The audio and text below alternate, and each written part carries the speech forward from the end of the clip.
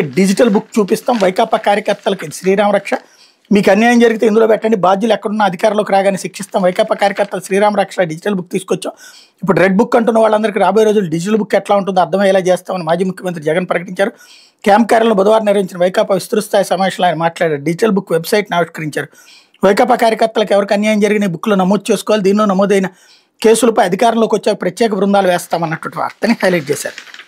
కాకపోతే ఫ్యాన్సీ వేలం మాయాజాలం అంటూ వాహనాల ఫ్యాన్సీ నెంబర్ల కేటాయింపులు ఏజెంట్ల కిరికిరి, డబ్బు తీసుకుని ఖరీదైనవి దక్కేలా చేస్తున్న సాఫ్ట్వేర్ నిర్వాహకులతో లాలుచి ఈ బిడ్డింగ్ ఎవరు ఎంత కోట్ చేశారో తెలుసుకుని పై ఎత్తులు అంటే ఇటీవల వైఎస్ గారి కుటుంబ సభ్యులు నూతన వాహనం కొనుగోలు చేశారు. దానికి ఫ్యాన్సీ నెంబర్ పొందాలనుకున్నారు. 2 సార్లు బిడ్లో పాల్గొన్నా సరే నెంబర్ దక్కలేదు. 3వసారి ఎక్కువ ధర కోట్ చేసి దక్కించుకున్నారు. దీన్ని రవాణా శాఖ అధికారికంగా ప్రకటించకముందు వేరొకరి నుంచి అధికారికి ఫోన్ వచ్చింది. మీకు ఫ్యాన్సీ నెంబర్ ఖరారైంది, బిడ్లో ఎంత మొత్తం కోట్ చేశారో చెప్తారని అడిగారు.